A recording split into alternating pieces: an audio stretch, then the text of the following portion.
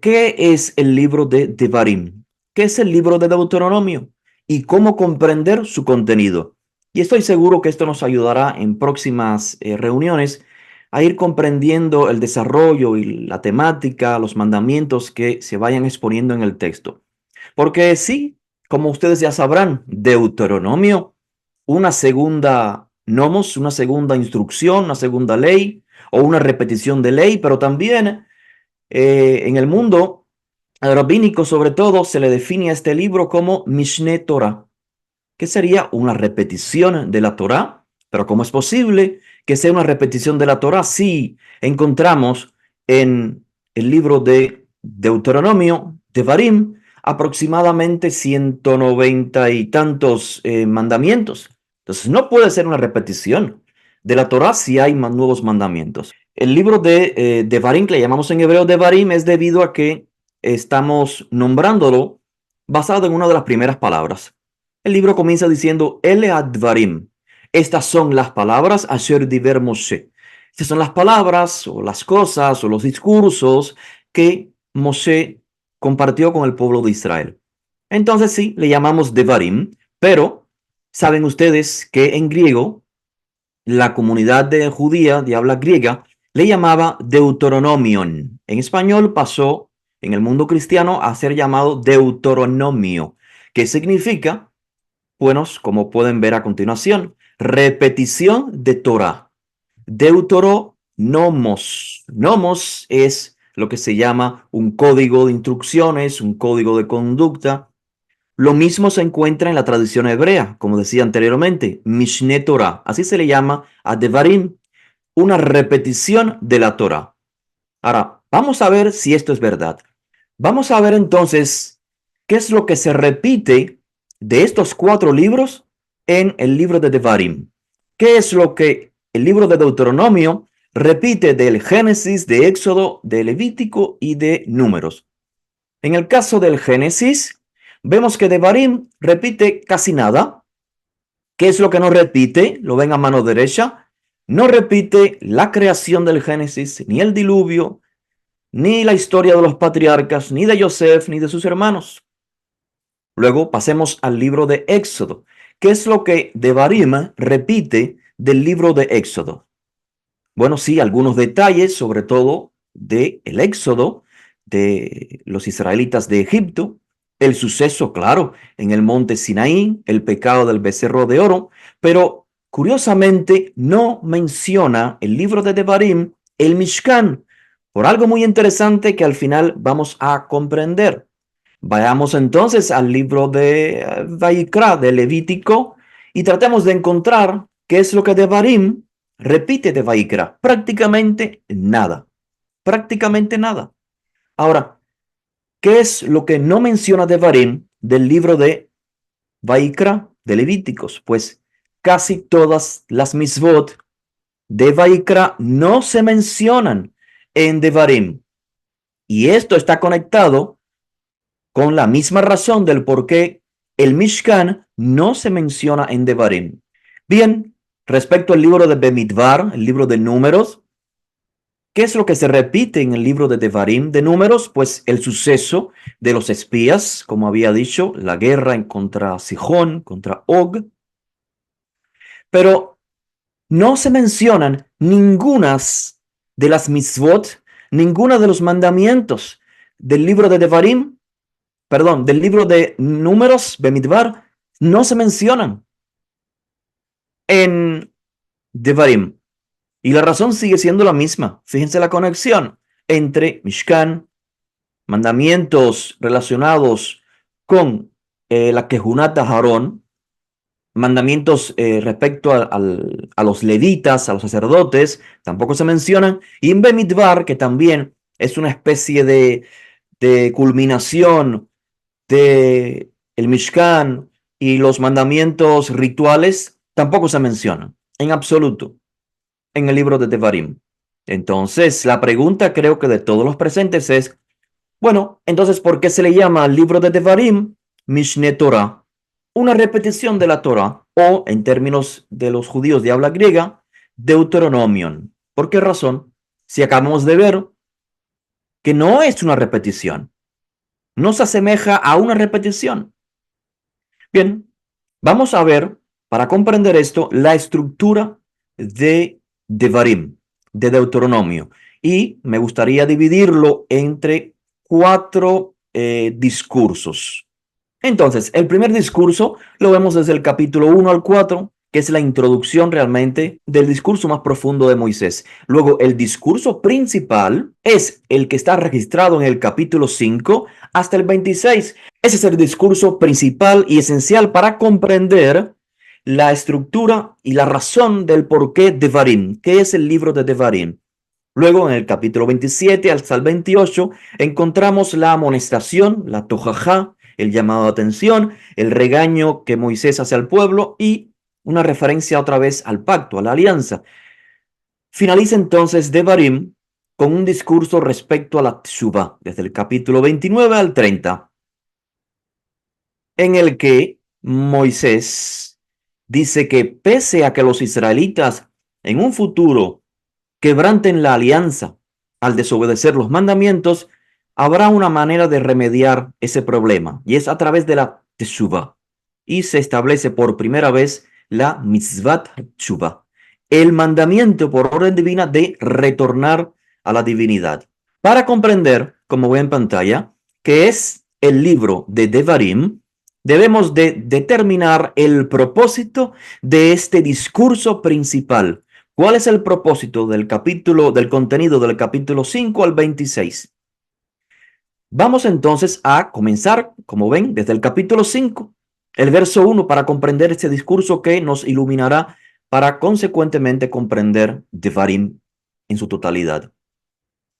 Dice el versículo 1 del capítulo 5, escucha Israel los hukim y los mishpatim, los decretos y las sentencias de justicia que les proclamo hoy. La razón por la que transcribo las palabras en hebreo es para llamar la atención. Será importante que lo tengan presente. Moisés comienza el discurso principal a decirles a los israelitas, pongan atención a los hukim y a los mishpatim que les proclamo hoy. Apréndanlos, guárdenlos, pónganlos por obra en la tierra que van a ingresar. ¿Qué quiere esto decir? Que este discurso principal del capítulo 5 al 26, contiene los hukim y mishpatim para que Israel lo practique en la tierra prometida. Así que antes de enseñarles estos hukim y mishpatim, Moisés comienza con un prólogo, recordándoles un evento. Pongamos atención, suma atención las razones del por qué comienza con el prólogo. El Eterno hizo un pacto con nosotros en Joreb, Sinaí, no solo con nuestros padres, sino también con nosotros, o sea, con esta generación presente, en la cual Moisés va a quedar en el desierto, pero ellos van a ingresar. O sea, Moisés comienza, antes de exponer Hukim y Mishpatim, a recordarles un evento. Vamos a ver la razón del por qué. Pasamos a Devarim 5:4 y Moisés continúa el relato histórico. Cara a cara habló el Eterno con ustedes en la montaña del Sinaí, desde el fuego. Moisés continúa entonces recordándole los 10 mandamientos, las 10 palabras, las 10 elocuciones. Eso se encuentra en los versos que continúan, del capítulo 5, el verso 6 hasta el 19. ¿Qué sigue? Pues la reacción de los israelitas tras recibir los 10 mandamientos. ¿Ustedes lo recuerdan? Esto se encuentra narrado en los próximos versos que ven en pantalla. Se lo voy a parafrasear, porque allí se encuentra la clave para entender la naturaleza misma del discurso principal, y comprendiendo el discurso principal podremos comprender la razón misma del libro de Devarim. ¿Qué es el libro de Devarim? Pues la reacción de los israelitas tras las primeras 10 palabras fue de terror, y pidieron a Moisés que éste subiera a la divinidad y que tuviera un encuentro con la divinidad, y que entonces Moisés les transmitiera a ellos, a los israelitas, el resto de los mandamientos. No queremos oír más, Moisés. tenemos miedo, ve tú, sube, recibe la información y luego desciende y transmítela a nosotros. Este fue el acuerdo, lo cual Moisés acepta. De hecho, va a la divinidad, nos dice el texto, y la divinidad está de acuerdo. ¿Qué le dice a Hashem Itbaraj? Devarim, capítulo 5, verso 27 al 30. Hashem está de acuerdo con la petición del pueblo y le dice a Moshe, ve y diles, regresen a sus tiendas, pero tú quédate aquí conmigo y te daré la mitzvah, la instrucción, los hukim y los mishpatim, para que los observen en la tierra que les doy para poseer. Ya creo que van comprendiendo que este versículo, como ven en pantalla subrayado, es la clave para entender el Sefer Devarim. Fíjese lo que dice a continuación, el capítulo 6 del verso 1 al 3.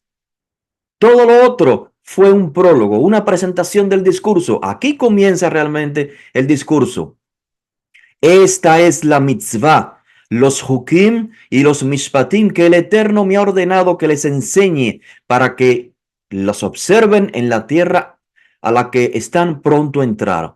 Entonces, ¿qué entendemos, Javerim? Que las instrucciones que componen este discurso desde el capítulo 5 de Deuteronomio en adelante son justamente las instrucciones que Moisés recibió directamente de la divinidad en el monte Sinaí cuando los israelitas tuvieron miedo. Entonces podemos decir, en otras palabras, que los hukim y los mishpatim comenzarían, digamos que por el mandamiento número 11. Los israelitas se quedaron en el número 10. Tuvieron miedo. Lo que siguió después, mandamiento 11, 12, 13, etcétera, son estos mandamientos, pero que Moisés recibió particularmente, directamente, de forma privada de Hashem Itbaraj. Entonces, la pregunta que quizás alguno se pueda hacer hasta entonces es, bueno, ¿es la primera o la última vez que escuchan estas instrucciones? Es decir, ¿por qué esperaste 40 años, Moisés, para instruirnos? ¿O esta es la segunda vez? Quizás la última vez de parte de Moisés. Me gustaría que leyeran. Por favor, Jair, gracias. Y al descender Moisés del monte Sinaí, con las dos tablas del testimonio en las manos, no advirtió que la piel de su rostro brillaba tras su conversación con Hashem. Y Aarón y todos los hijos de Israel vieron que resplandecía la piel del rostro de Moshe, y temieron acercarse a él. Pero Moshe los llamó. Entonces acudieron a él, a Aarón, y los jefes de la congregación, y les habló. Y se acercaron también todos los hijos de Israel, y entonces Moshe les refirió todo lo que había dicho el Eterno en Har Sinai. Pues bien, como ven ustedes, como leímos, tan pronto Moisés bajó, les comunicó a los israelitas lo que Hashem le había dicho.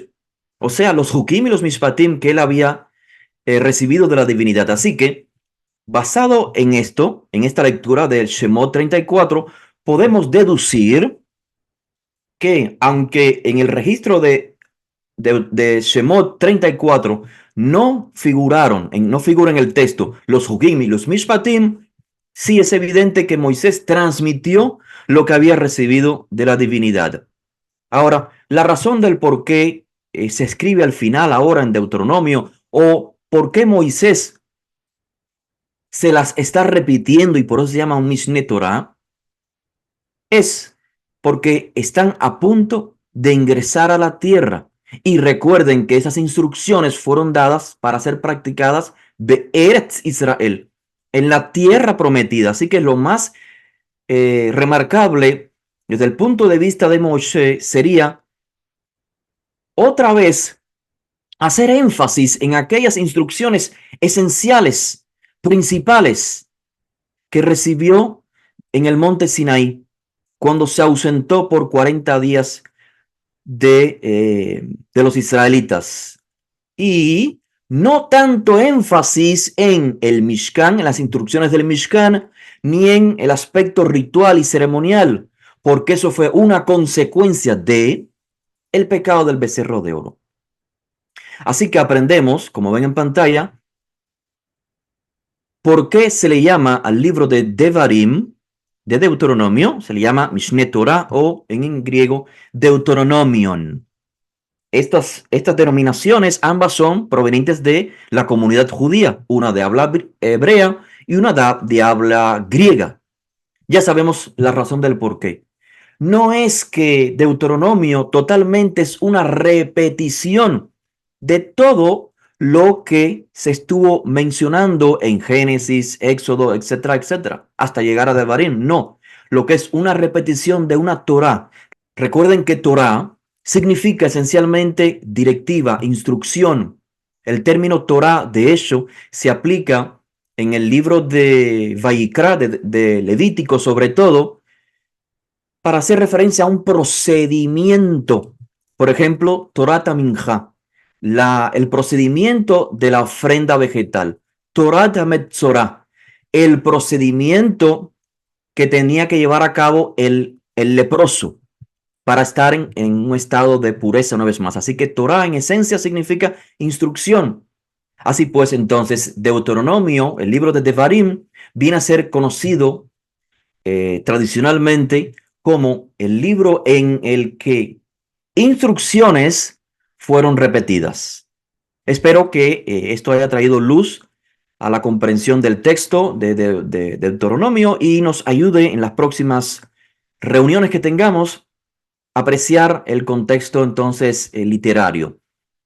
Entonces, para finalizar, creo que muchos se pueden quedar con esta pregunta que les voy a compartir. Bien, perfecto, muy bonito, Abdiel, muy interesante contextualizarlo todo.